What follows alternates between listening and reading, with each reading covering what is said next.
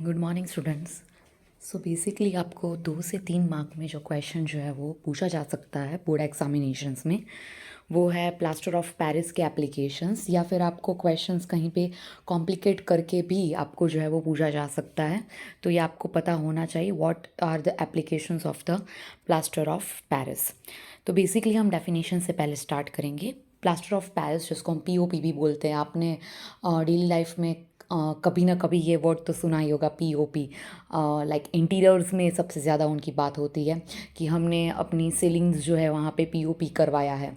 तो basically POP जो है उसका जो केमिकल नेम है, it is calcium sulphate hemihydrate, जिसका इक्वेशन अगर हम करेंगे तो it is CSO4.12H2O।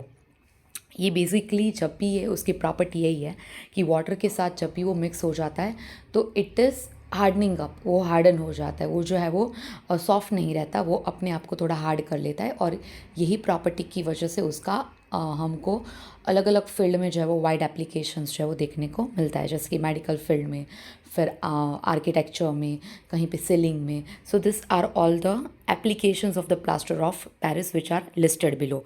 First is bone fracture. आपने कहीं देखा होगा या कभी सुना होगा कि अगर किसी को पैर में जो है वो चोट आ जाती है और फ्रैक्चर हो जाता है तो फिर उनको ऑर्थोपेडिक के पास जो है वो लेकर जाया जाता है, that is an orthopaedic doctor के पास। फिर वो एक जो वाइट कलर का जो पट्टा होता है, राइट, उसको फिर वो पानी में डुबाएंगे, फिर वो उसको अच्छी तरह से कसकर जो है उसको वो जहाँ पे फ्रैक्चर आया होता है वहाँ पे वो जो है वो बांध देते हैं, जिसकी वजह से जो है वो जो बोन है, राइट, उसको वो बहुत ही ज़्यादा इंजरी नहीं होती और with the pace of the time वो अच्छी तरह से ठीक हो जाता है। तो बेसिकली यहाँ पे पीओपी का जो है वो यूज़ होता है। तो बोन फ्रैक्चर में जो ऑर्थोपेडिक कास्ट होता है उसको क्रिएट किया जाता है, जिसकी वजह से कहीं पे बोन जो है जो टूटा हुआ है, फ्रैक्चर आया है, तो उसको अच्छी तरह से हम करेक्ट पोजीशन में जो है वो उसको रख सके जब तक वो हील हो जाए। सेकंड है, डेंटिस्ट लोग भी जो हैं वो यूज़ करते हैं हमारे जो टीथ के मोल्ड्स बनाने में या कास्ट बनाने में। कभी किसी ने, आपने देखा होगा, वो ब्रशर्स जो है वो यूज़ करते हैं। तो वो जो है वो किस चीज़ से बनाया जाता है, तो it is basically the POP is use that dentures या ब्रशर्स में। फिर हम सीलिंग की, जैसे मैंने आपको पहले भी बताया कि सीलिंग में जो है फॉल्स सीलिंग जो है वो हम क्रिएट करते हैं with help of the POP, right. Decorative ceilings हम नहीं बोलते हैं, पीओपी हमने करवाया, तो this is basically that only. Wall finishing, हाँ, वॉल फिनिशिंग में भी हम पीओपी का जो है वो यूज़ करते हैं। आप अगर 3 मार्क का क्वेश्चन हो तो आप 6 पॉइंट्स ऐड कर सकते हो वहाँ पे। अगर 2 मार्क का क्वेश्चन हो तो आप 4 पॉइंट्स वहाँ पे ऐड कर सकते हो। इनमें से आप कोई भी पॉइंट ऐड करके अच्छी तरह से आप लिख सकते हो। You will get a very good marks about that.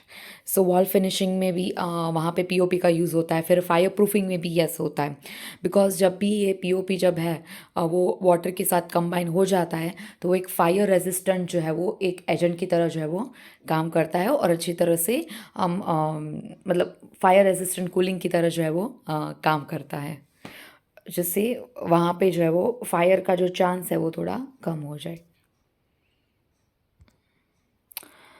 So the quick fact is given below is that how do the POP is really working out.